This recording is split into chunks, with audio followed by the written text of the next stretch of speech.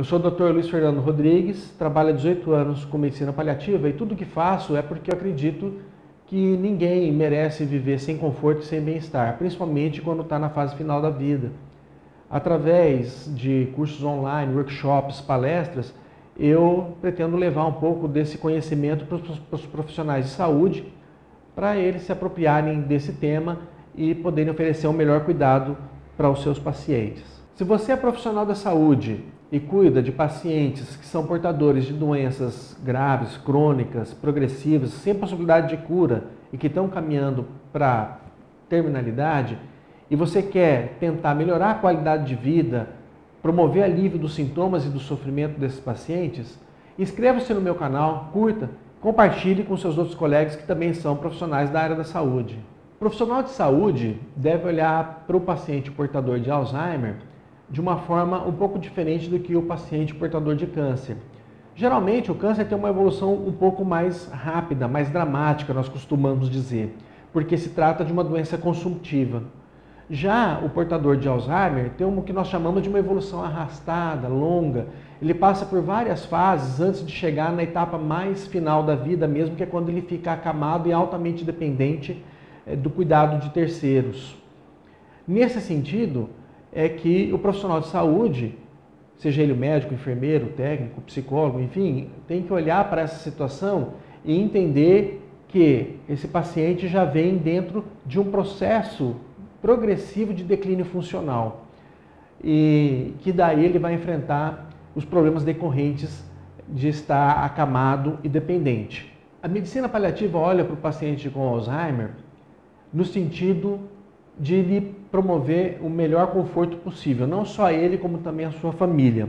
Problemas comuns com esse tipo de paciente são os períodos de insônia, os períodos de agitação e confusão mental e a parada de alimentação, além da própria dependência a qual nós já falamos. Então, a equipe precisa estar bastante atenta para ver qual é o problema que está sendo prioritário em determinado momento. Existem pacientes que vão, por exemplo, desenvolver as chamadas úlceras de pressão, que são aquelas feridas que aparecem por estar muito tempo deitado, e o paciente vai ser um pouco mais tranquilo. Outra equipe, outra família vai identificar que o paciente tem mais sintomas neuropsiquiátricos, mais agitação, insônia, do que propriamente problemas com a úlcera. Então, cada paciente não é igual para todo mundo, mas cada paciente vai ter um tipo de problema a ser enfrentado e a ser contornado. Nesse sentido, então, que a equipe precisa estar sempre preparada para tudo e os cuidados paliativos têm as ferramentas para ajudar nesses casos.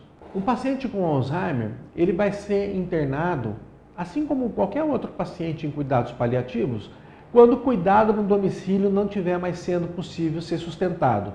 Ou porque tem um sintoma muito difícil de ser controlado no domicílio, ou porque a família, o cuidador no caso, está em exaustão.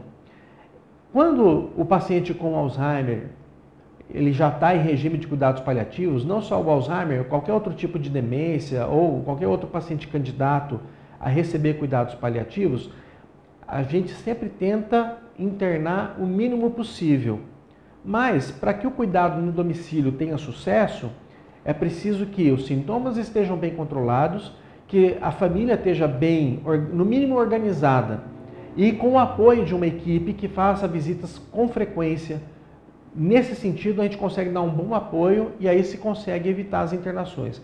Quando isso não é possível, então as internações acabam acontecendo de maneira mais frequente. Eu quero compartilhar com vocês um caso clínico que eu tive uma vez, de um paciente com Alzheimer, alguns anos atrás, quando ainda as pesquisas estavam começando a tomar algum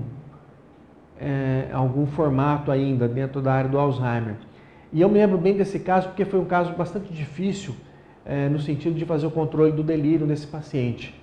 Ele estava em atendimento domiciliar e esse paciente ele gemia e gritava dia e noite, sem a mínima noção do que estava acontecendo no seu entorno, como costuma acontecer com o paciente portador de Alzheimer. Nesse sentido, a gente teve que usar tudo que a gente sabia de paliativo, apoio para a família, usar as medidas não farmacológicas, enfim. Mas isso só foi possível, a gente só conseguiu controlar esse sintoma quando eu me senti no limite daquilo que eu sabia e eu precisei recorrer aos colegas neurologistas, pedir opinião, discutir o caso com eles, e aí juntando aquilo que a gente sabia da medicina paliativa, mais aquilo que os nossos colegas neurologistas nos orientavam, fazendo a adequação das doses dos medicamentos, aí a gente conseguiu controlar um pouco melhor o delírio daquele paciente.